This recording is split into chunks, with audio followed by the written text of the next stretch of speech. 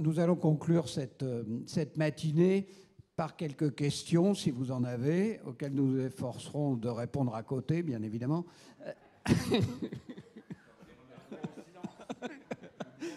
Est-ce qu'il y a des questions, madame?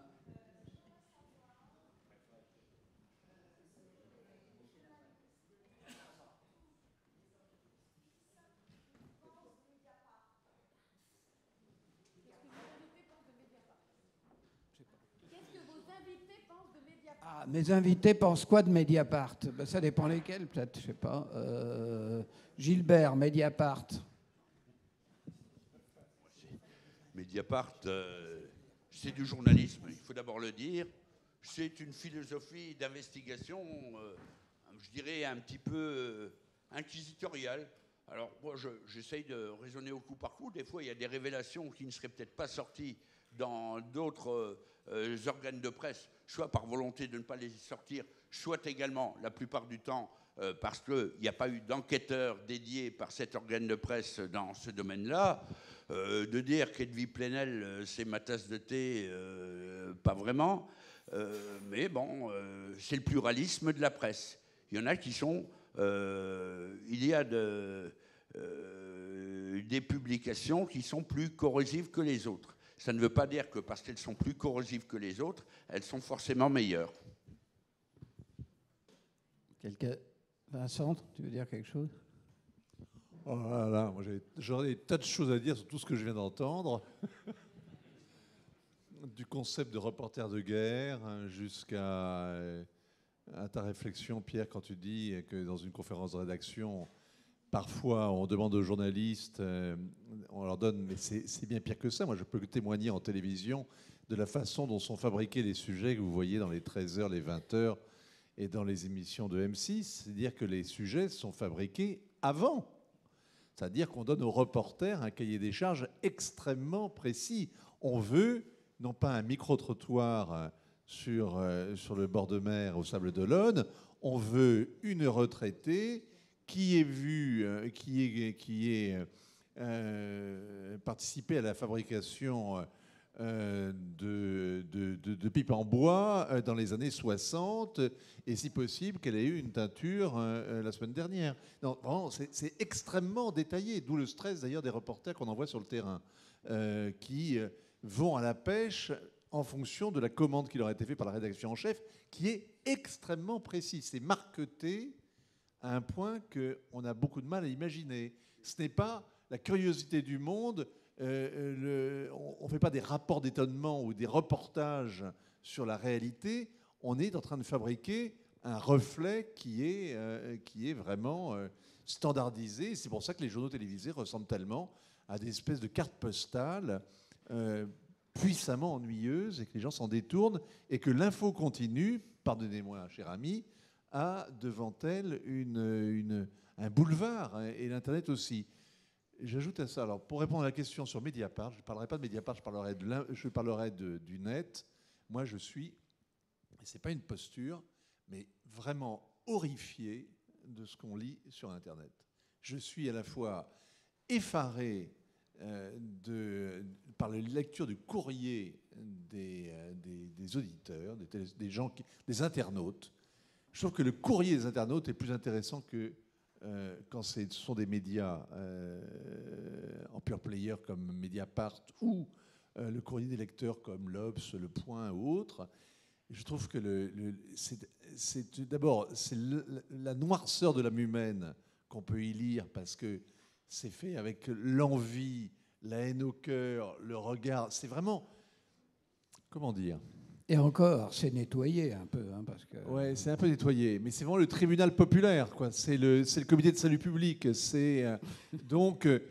alors, Mediapart joue un peu là-dessus. Moi, je suis étonné de voir, par exemple, pour parler de choses sérieuses, mais ils poursuivent Sarkozy d'une haine tenace et vigilante. Ils ont exhibé une pseudo-preuve qui leur a été fournie d'un financement libyen, qui est une photocopie, mais qui est un faux, mais tellement évident, le faux. C'est-à-dire quand l'un des sbires de Kadhafi ordonne la livraison de quelques dizaines de millions de dollars à Sarko. Le faux est patent. Ça se passe pas comme ça. Et le faux est patent. C'est une photocopie vulgaire. Ça crève les yeux.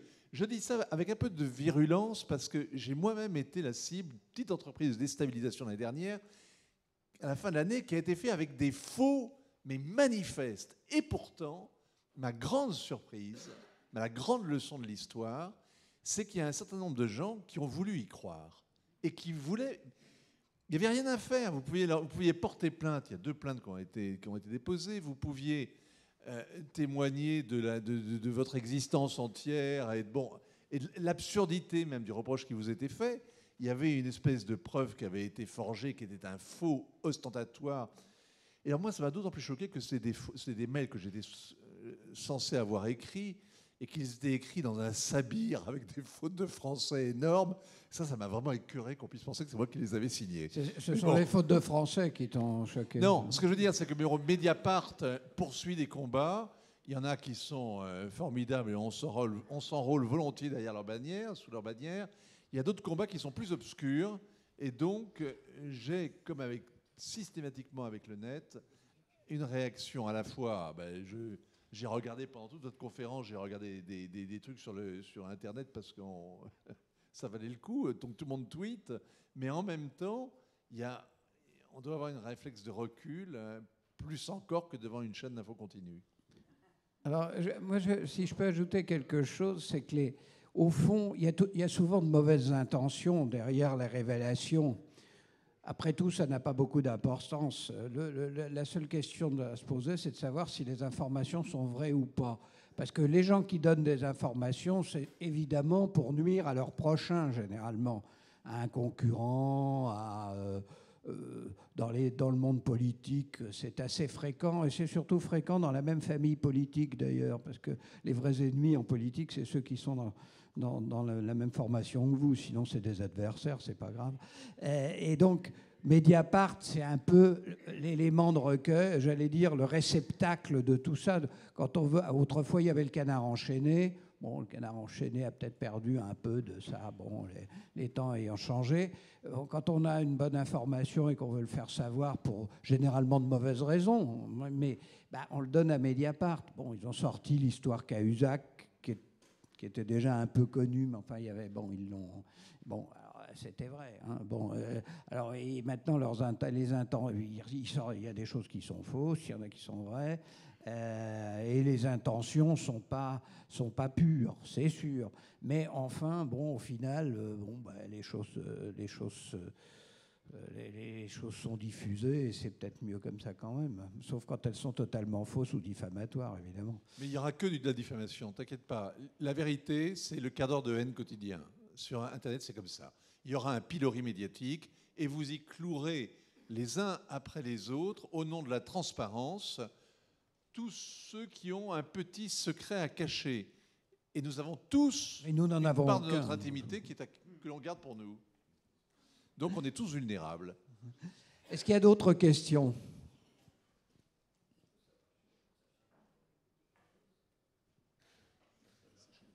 Monsieur.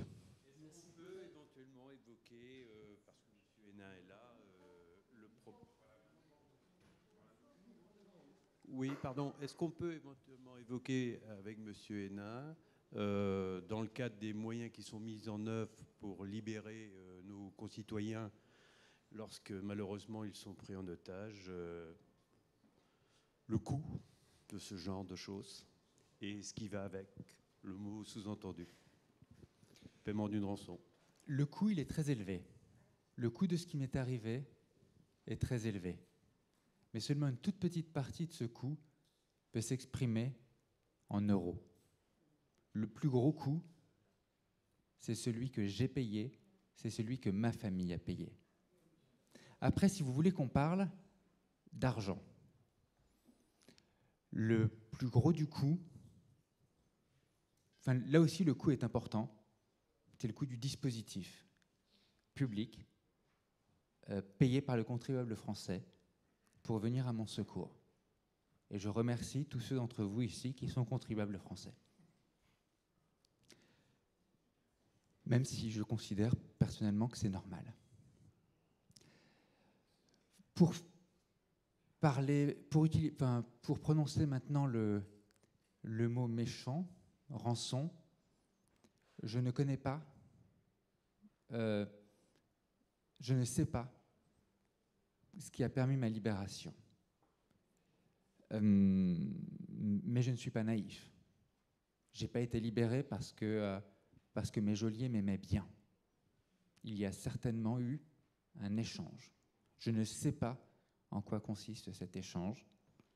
La seule chose qui m'a été dite en haut lieu et que je pense pouvoir considérer comme sûre, c'est que la France, l'État français, n'a pas payé.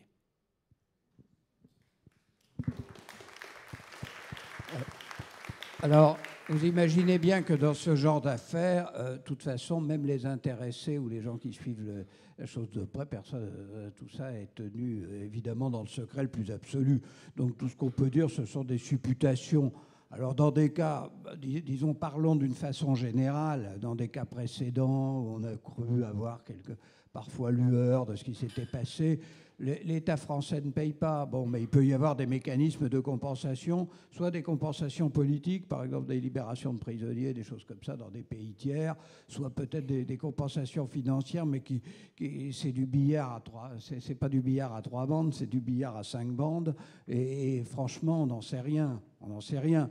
Mais j'allais dire que moi, même si on avait payé, enfin moi j'ai le souvenir de récits que j'ai lus dans ma jeunesse où Mermoz, pris en otage par des Bédouins, je ne sais plus où, en Mauritanie ou je ne sais pas quoi, on avait payé une rançon. Je me souviens aussi qu'on a payé des rançons pour récupérer des rois de France qui avaient été faits prisonniers dans des guerres autrefois.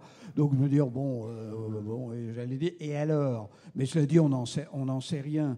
On n'en sait rien. Alors après, il y a l'évaluation d'une vie humaine. Bon, et quand il y a un zozo qui part en montagne et qu'on mobilise je ne sais combien d'hélicoptères, des équipes de sauveteurs qui parfois risquent leur vie parce qu'ils peuvent faire des chutes ou faire voler des hélicos par mauvais temps et tout ça. Alors est-ce qu'il faut les laisser là où ils sont, dans le massif du Mont Blanc ou même ici au Sable d'Olonne, il y a un dispositif de gens sur la plage tout l'été qui a un coût et qui sert de temps en temps à aller secourir des gens qui font parfois souvent des imprudences, ou des gars qui naviguent alors qu'ils ne savent pas trop naviguer. Bon. Est-ce qu'il y a d'autres questions? Merci. Donc on a parlé... Pardon. Excusez-moi. Merci. On a parlé d'information, on a parlé de manipulation de l'information, on parle aussi de plus en plus de désinformation. Vous avez évoqué le net et les trolls. Est-ce qu'on pourrait avoir quelques mots de commentaires sur ces armées de trolls dont on parle de plus en plus à propos de politique internationale et peut-être d'autres dossiers également? Merci.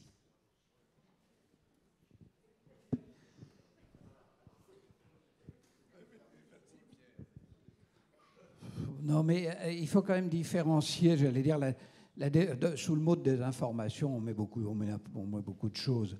Alors, il y a la désinformation, ça postule qu'il y a une intention d'induire les gens en erreur et de leur faire passer un message qui est quelque chose qui est erroné. À mon avis, ça existe, mais c'est pas l'essentiel. L'essentiel, c'est plutôt le côté hâtif de l'information qui conduit à raconter n'importe quoi sur n'importe quel sujet. Des officines qui désinforment, il y en a, mais en général, il n'y a pas qu'une source d'information, on arrive quand même à recadrer à peu près les choses. Là où c'est le plus grave, comme le disait Vincent Hervouet, c'est quand ça touche aux personnes. Parce que, vous faites de la désinformation à propos de ce qui se passe en Ukraine, vous dites qu'il n'y a aucun Russe ou je ne sais pas quoi, ou que le gouvernement ukrainien n'est constitué que d'anges immaculés. Bon. Personne ne vous croit vraiment. Mais quand vous touchez à la vie des personnes, là, c'est quand même effectivement assez embêtant. Je rebondis là-dessus pour juste faire un commentaire très rapide sur les rapports entre les journalistes et les services de renseignements extérieurs.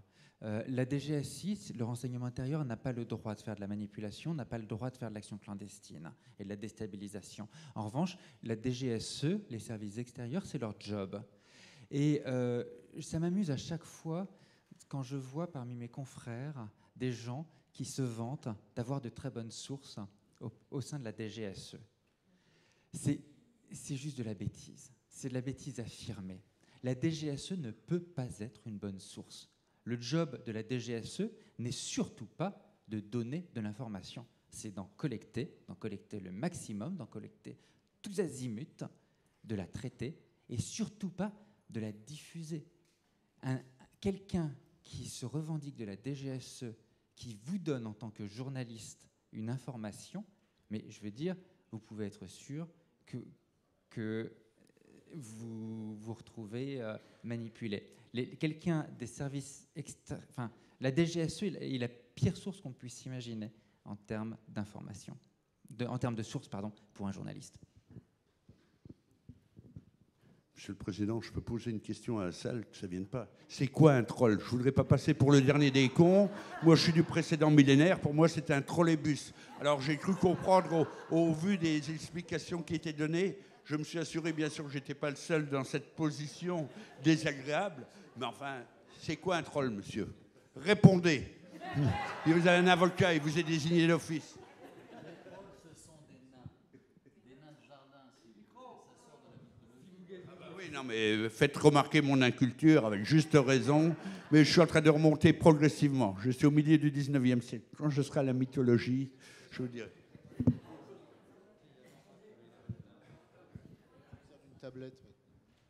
Il y a une question. Oui. Non, sur la DGSE, la DGSI, sur la relation avec les services. Dans les affaires d'otages, il y a un ancien directeur général, Pierre Brochand, l'avant-dernier, qui, pendant les affaires d'otages qui ont monopolisé le travail de ces services, vraiment ont représenté une part considérable, parce qu'il y a eu un moment dans la politique étrangère de la France où c'était l'essentiel de son travail, l'essentiel de la tâche, la priorité des priorités, c'était Bettencourt, mais la priorité ordinaire, c'était les otages. C'était un truc de fou. Il y a eu un moment il y a eu une parenthèse très étrange. Moi, j'ai commencé ma carrière au Liban et j'ai suivi vraiment ces histoires d'otages. Et à quel point c'est devenu, ça fait partie pratiquement maintenant de la mythologie nationale. Il y aurait beaucoup de choses à dire sur les otages. Mais bon, à un moment, le directeur général, Pierre Brochand, observant ce qui se passait dans ses services, a commandé à l'un des psys de la DGSE une étude sur la mythomanie. Et il vous explique aujourd'hui que c'est un métier qui rend mythomane. Moi, personnellement, pour ma fréquentation quand même d'un certain nombre de gens professionnels sur le terrain, j'ai remarqué il y a très longtemps que espions et escrocs commençaient de la même manière et finissaient parfois pareil. Essayer de cerner la vérité, vous êtes obligé quand même, à un moment ou à un autre, d'avoir affaire à des gens qui font du renseignement. Alors, il y en a toutes sortes, il y a toutes sortes de gens qui font du renseignement, du lobbying, de l'influence. Mais évidemment, la seule morale de ces gens, c'est la raison d'État et certainement pas la vérité. Et ce n'est pas pour la presse qu'ils travaillent. Bon, on a des sources polluées, on essaie de faire son discernement. Moi, ce dont je peux vous parler, en vérité, et en plus c'est une expérience cuisante et récente, c'est la déstabilisation auquel j'ai eu droit à la fin de l'année dernière. J'ai vu quelqu'un, le jour où M. Valls, ça traitait des affaires entre l'Algérie, le Maroc et la France. Le jour où Manuel Valls est retourné à Rabat, parce qu'il y avait eu une rupture de la coopération sécuritaire et de l'entraide judiciaire, elle a été restaurée après la tuerie contre nos camarades de Charlie Hebdo. Après une signature d'une convention, d'un avenant à la convention. Oui, mais bon, grosso modo, je vous la fais courte. Les services recommencent à se parler et à communiquer ensemble après la tuerie de Charlie Hebdo. OK ?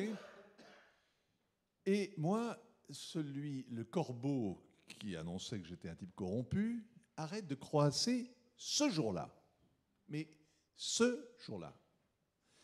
Donc, quand je rencontre mes interlocuteurs à l'Élysée, il se trouve que c'est le jour, par hasard, où Valls va à Rabat. Je dis, tiens, vous avez remarqué, les Marocains pensaient que les Français avaient la main, protégeait ce corbeau, ce calomniateur.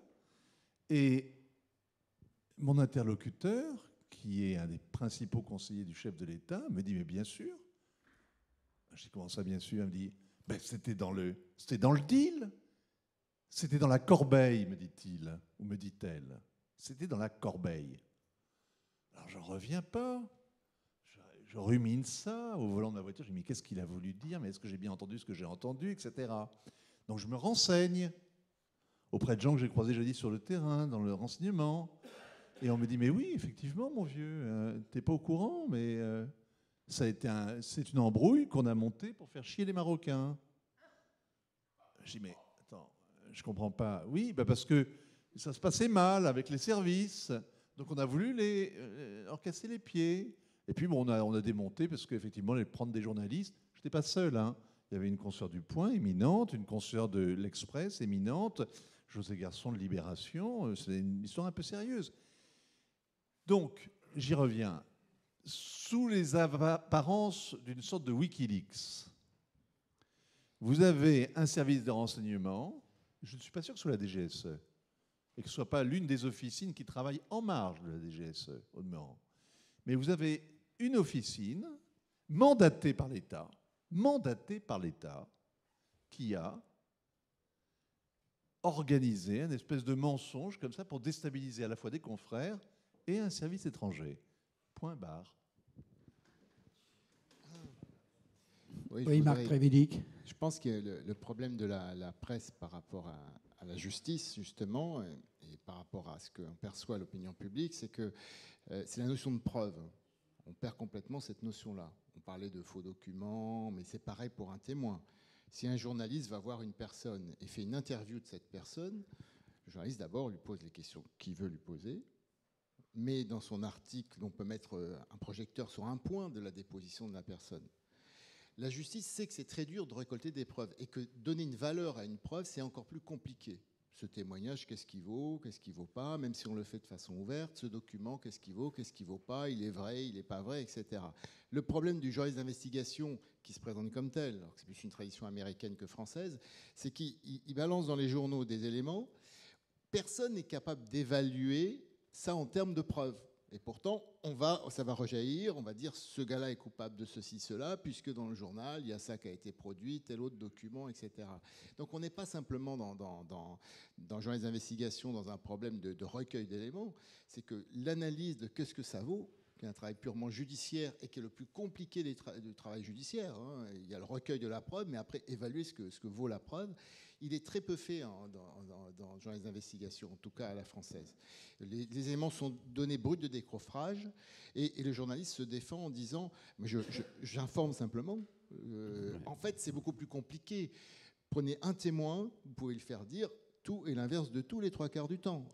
Si c'est fait dans un système plus précis, avec un greffier, une caméra, un avocat, c'est quand même beaucoup plus difficile d'arriver à ça. Mais dans un journaliste qui a envie d'orienter un tout petit peu l'information qu'il va donner, peut quand même présenter ça sous un jour ou un autre. Alors j'ajoute, pour compléter ce que disait Vincent Hervouet, que parfois, les journalistes d'investigation, quand ils restent trop longtemps dans cette spécialité, c'est comme les agents de renseignement qui, au bout d'un moment, deviennent un peu bizarres. On a pu tous constater ça. Il y a une déformation telle qu'il nage dans un monde où il n'y a plus que des anomalies, des complots, etc. Et si par hasard, il tombe sur quelque chose après enquête qui soit normal, au fond, ils en sont contrariés. Donc je me demande s'il ne faudrait pas appliquer quand même un peu la même règle que dans la magistrature, c'est-à-dire les faire changer de spécialité au bout de 10 ans. Mais c'est vrai probablement pour d'autres journalistes d'ailleurs. Mais si on leur demande le scoop, fatalement, pour avoir un scoop, il faut quelque chose qui soit hors norme. Donc franchement, le train qui arrive à l'heure, ça ne risque pas pour un journaliste d'investigation d'être très, excusez-moi, bandant, quoi. grosso modo. Alors, les trains qui arrivent à l'heure, ça, nous sommes gâtés. Il n'y en a pas beaucoup ces temps-ci. Donc, merci, monsieur le président de la SNCF. Je crois qu'on va conclure. Encore une question, mais la dernière, oui, parce qu'il nous faut conclure maintenant, monsieur. Une dernière question qui serait une réponse courte pour monsieur Hénin. Le sujet était évoqué sur la médiatisation qui est faite localement, enfin au niveau national. Alors, est-ce que vous étiez au courant, vous, de ce qui se passait en France ou donc ma question tombe à l'eau, puisque je voulais vous demander, est-ce que psychologiquement ça vous aurait aidé? Psychologiquement, ça m'aurait aidé, mais bon, il se trouve que j'avais suivi les affaires précédentes et j'imaginais, enfin nous imaginions, puisque j'étais pas seul, le type de mobilisation qui avait lieu. Donc oui, on s'amusait parfois en se réveillant le matin en se demandant qu'est-ce qu'il y aura aujourd'hui, est-ce que ce sera un concert ou un lancer de ballon. Merci, nous allons conclure cette donc 16e édition des Causeries du Palais. Je vous donne rendez-vous à l'année prochaine, si Dieu nous prête vie. Le festival, je pense, se tiendra du 11 au 19, mais vous aurez les dates en temps utile. Simplement, un dernier mot pour vous signaler que si vous voulez acheter les ouvrages, et je vous le recommande vivement, vous pouvez les acheter tous d'ailleurs. Sinon, volez-le. Ben non, sûrement pas. Mais comment Nicolas va nourrir sa famille, c'est bon. Les ouvrages des intervenants, de certains intervenants, sont en vente là-bas et ils peuvent vous les dédicacer si vous le souhaitez. Merci.